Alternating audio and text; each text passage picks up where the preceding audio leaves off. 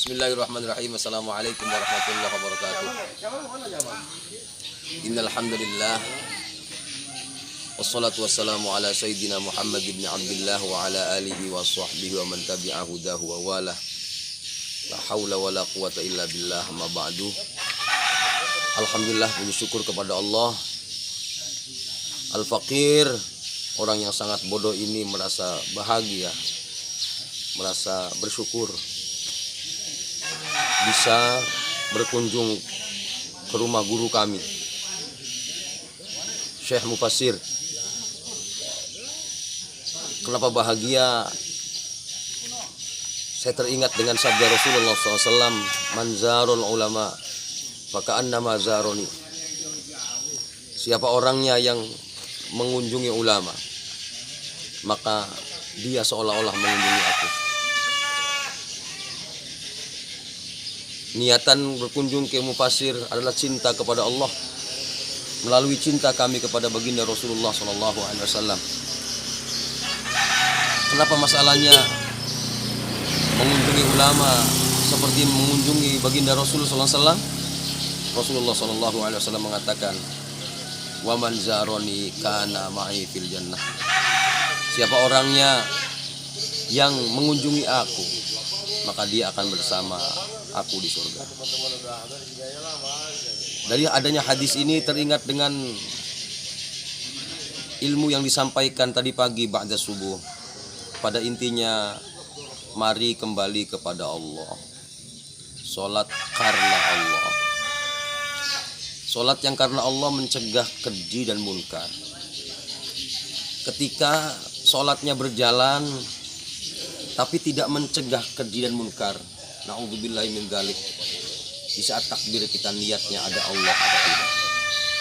Di saat kita membaca Subhana Rabbiyal Azim, Maha Suci Tuhanku yang Maha Agung, adakah keagungan Allah di situ?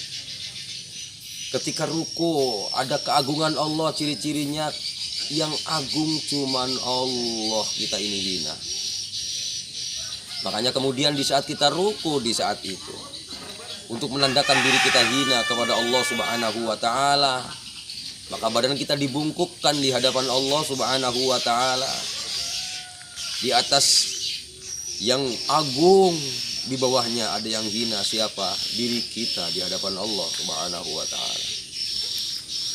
Yang jadi hebatnya kemudian, sehina-hinanya kita di hadapan Allah Subhanahu wa ta'ala, dengan kesombongan kita, dengan noda kita, dengan dosa kita, dengan keingkaran kita, dengan bohongnya kita, dengan rianya kita, dengan sum'ahnya kita, dengan ujubnya kita, saat kita mau mendekat kepada Allah Subhanahu wa ta'ala dengan kalimat Subhana Rabbiyal Azim wa bihamdi, kemudian kita bersyukur kepada Allah, Sami'allahu wa hamidah, Rabbana lakal hamd, Rabbana lakal hamdu mil'us samawati wa mil'ul ardi wa mil'ul ardi wa mil'u ma syi'ta min syai'in ba'd.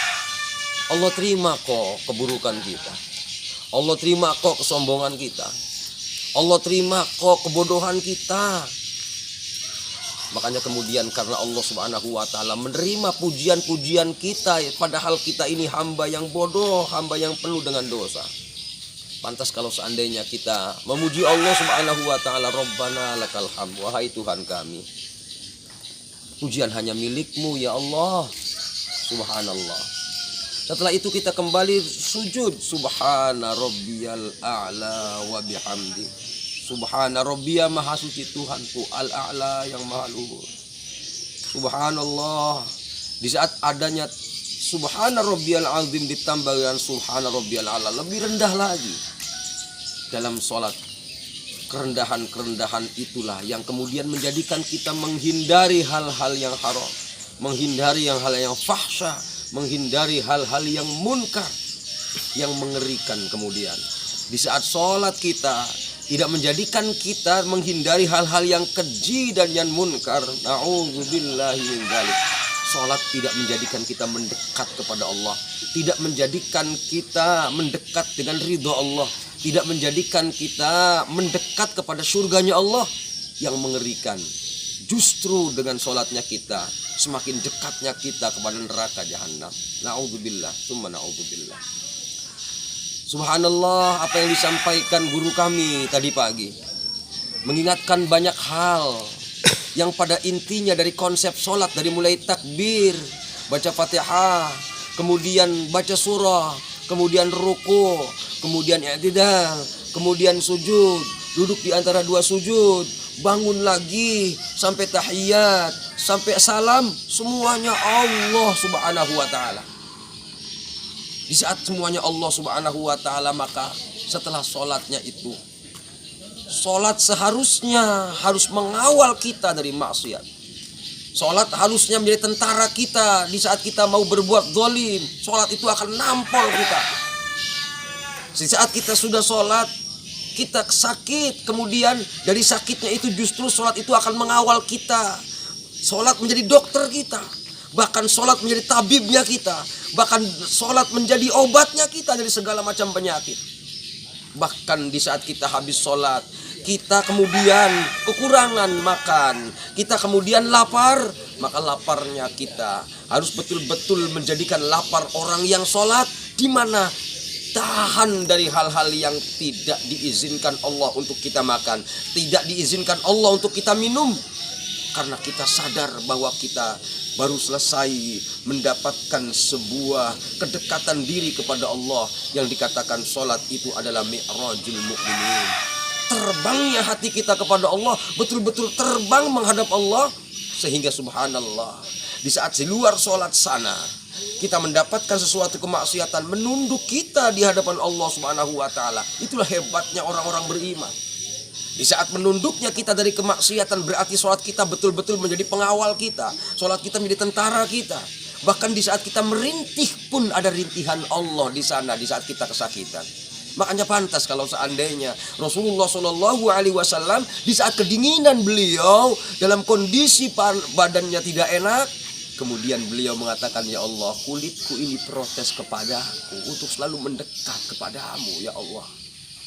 Pantas kalau seandainya Rasulullah SAW di saat beliau merebahkan badannya di bantal karena ingin menidurkan badannya, tidak kemudian menitipkan badannya kepada bantal, tapi justru menitipkan badannya kepada Allah Subhanahu wa taala. Maka kemudian Rasul SAW mengatakan, ya Allah, kutitipkan badanku kepadamu, ya Allah. Lihatlah Nabi Muhammad SAW bisa dipanggil azan menuju Allah Subhanahu wa taala. Hebatnya Rasulullah SAW. Nampak Allahnya, hadir Allahnya, sehingga beliau keluar dari rumah. Beliau mengatakan, ya Allah, inni atawajjahu ilaika ya Allah, la sum'ata wa la riya'a wa la ujuba wa la kibriya'a ya Allah. Ya Allah, aku akan menuju Engkau. Aku tidak akan ria, aku tidak akan ujub, aku tidak akan sum'ah ya Allah. Masya Allah, kalau melihat dari nasihat guru kami, teringat semuanya keluar dari akhlak baginda Rasulullah SAW dalam segala kehidupannya, dikawal oleh Allah semuanya. Inilah yang kemudian kami selaku murid yang bodoh mencoba memberikan aplikasi-aplikasi yang harus kami terapkan melalui ceramah guru kami tadi ba'da subuh, untuk bagaimana ketika kita keluar dari sholat, ternyata jalannya kita sholat, memandangnya kita adalah sholat, berbicaranya kita adalah sholat, menghindari kemaksiatan kita adalah sholat, mencari nafkahnya kita adalah sholat, bahkan dalam kondisi merintih kesakitan pun merintih seperti orang yang sedang sholat, karena mengharapkan ridha Allah Subhanahu wa taala. La haula wala quwata illa billah. Teringat dengan pertanyaan hati, apakah kita mampu ketika sholat itu betul-betul di luar sholat sana kita sholat? Apakah kita mampu ketika berbicara di luar sholat sana kita ini seperti sedang zikir dalam sholat? Subhanallah. Yang pasti tidak akan mampu untuk bisa berbuat baik, tidak akan mampu untuk menjaga kemaksiatan, tidak akan mampu untuk melaksanakan ketaatan, kecuali ditolong Allah. La haula wala quwata illa billah. Makanya la taqnatu mir rahmatillah. Walaupun yang disampaikan guru kami tadi sangat tinggi untuk kami, tapi kami optimis kepada Allah dengan sebuah permohonan kepada Allah, Allahumma a'inni ala dzikrika wa syukrika wa husni ibadatik. Ya Allah, tolong aku hambamu yang lemah ini, ya Allah. Ala dzikrika, untuk senantiasa mengingatmu, ya Allah. Wa syukrika, untuk senantiasa bersyukur atas apa yang kau berikan kepadamu, ya Allah. Allahumma